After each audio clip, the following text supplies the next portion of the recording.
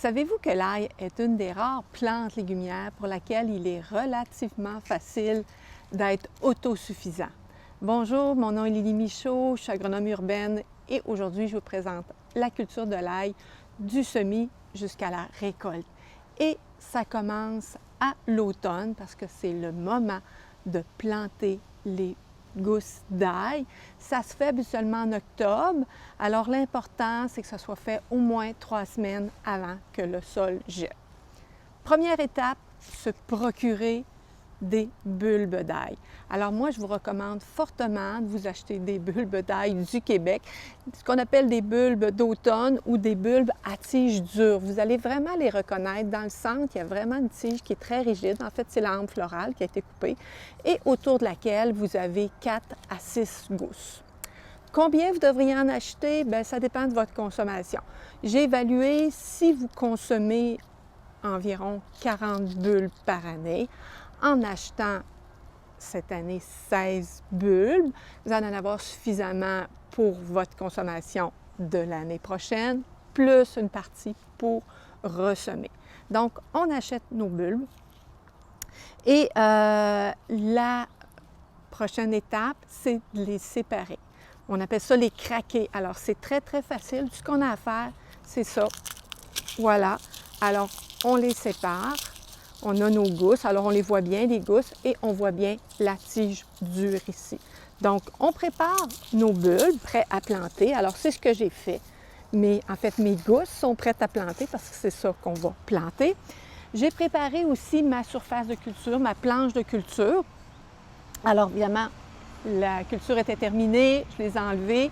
J'ai travaillé un petit peu le sol, j'ai ajouté un peu de compost, pas trop, c'est pas une plante qui est très exigeante, là, légèrement.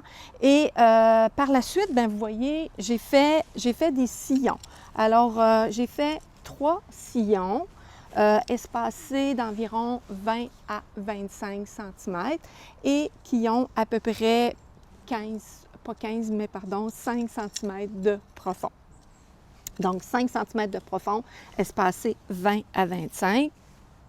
C'est le moment de planter. C'est très simple.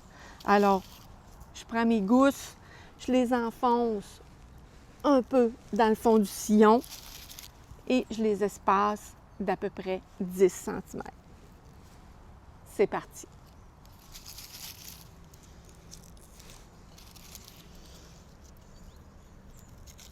Ça y est, mes gousses ont toutes été plantées. J'ai oublié de vous dire, c'est important de mettre la petite pointe par le dessus. Donc, je les ai plantées et ce que je fais après, c'est simple. Je referme le sillon, tout simplement. J'ajoute la terre et je plombe, c'est-à-dire que je tapote légèrement. Alors voilà, en ce qui me concerne, pour cet automne, c'est terminé. Parce que mon jardin reçoit beaucoup de neige et je n'ai aucun risque pour le gel. Par contre, si votre jardin, s'il n'y a pas suffisamment de neige qui s'accumule dans la section du jardin que vous avez planté, là, je vous recommande de protéger. C'est-à-dire, mettez de la paille, des feuilles ou encore un géotextile, mais couvrez le tout. On laisse passer l'hiver, tout va bien, arrive le printemps. Si vous avez mis une protection, quand vous allez commencer à la voir, là, elle va se découvrir quand même assez tôt, enlevez-le. Et vous allez voir pointer très rapidement. Ça sort très, très rapidement au printemps. Aussitôt qu'il y a un peu de chaleur, on voit vraiment pointer les premiers plants d'ail, là, des fois fin avril, début mai. On les voit ça va très, très rapidement.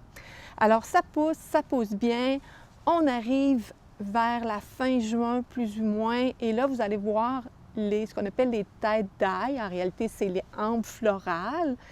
Et à partir du moment où elles vont avoir fait vraiment un tour complet, il faut les couper. Il y a 2 raisons pour les couper.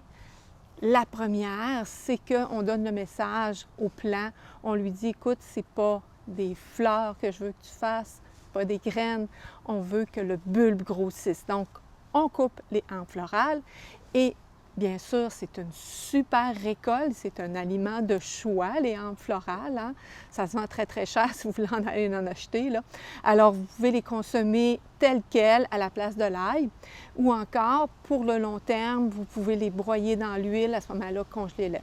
Mais ceci étant dit, conserver dans le tiroir du réfrigérateur, 2-3 mois, ça va très, très bien, même plus parfois. Donc, on a eu notre première récolte au mois de juin. 3 à 4 semaines plus tard, plus ou moins, ça va être déjà le temps de récolter les bulbes. Et qu'est-ce qui nous indique que c'est le temps? Bien, c'est que les feuilles jaunissent.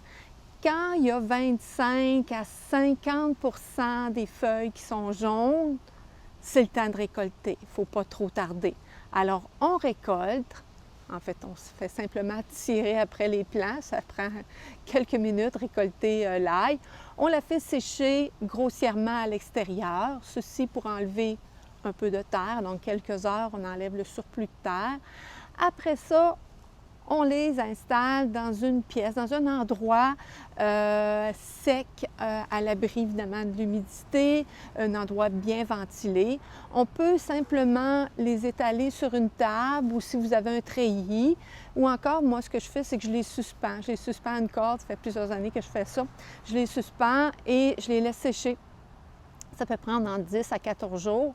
Quand le feuillage est vraiment bien jaune, bien séché, on coupe le feuillage, on coupe les racines, on les nettoie grossièrement et on les entrepose. On les entrepose, c'est simple pour les entreposer. Ça peut être dans un sac de papier brun, dans un sac en jute. Moi, j'utilise, c'est de la récupération, des sacs de jute dans lesquels on vend parfois du riz.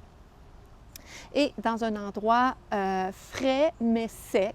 Alors, pas à la chambre froide, que ce soit quand même relativement sec. Le pire endroit pour conserver l'ail, c'est la cuisine, parce qu'il y a beaucoup de variations de température et d'humidité. Donc, on garde ça plus loin de la cuisine. Et ça, on est au mois d'août, là. On est au mois d'août. Alors là, on commence à consommer notre ail. Et là, on va en réserver quelques-uns pour replanter. Alors, on sélectionne des beaux bulbes et en octobre suivant, on va tout simplement replanter. Alors, c'est pour ça que c'est très intéressant. Et une fois que vous aurez goûté à ça, vous serez habitué à cultiver votre propre ail. Vous ne pourrez plus vous en passer. C'est merveilleux, n'est-ce pas? Pas tout à fait, parce qu'il y a un petit bug, je pourrais dire. Si vous avez déjà cultivé de l'ail des années antérieures, vous avez peut-être déjà remarqué des dommages par un insecte. C'est la plupart du temps la teigne du poireau. Alors, si c'est arrivé les années antérieures, ça veut dire que vous devriez faire attention l'année qui vient. Ce que vous pouvez faire, c'est de mettre une toile flottante ou un filet à insectes. Et ça, on le met très, très tôt, là, c'est-à-dire aussitôt que les températures nocturnes atteignent à peu près 10 degrés au printemps. Alors, vous mettez une protection. Sinon, vous surveillez et vous essayez de minimiser les dégâts, si on peut dire. Alors, voilà pour la culture de l'ail. Si vous voulez en savoir plus, non seulement sur l'ail, mais sur une quarantaine de légumes, jusqu'à la tomate, bien sûr, alors je vous suggère un bon ouvrage, mon livre « Mon potager santé ».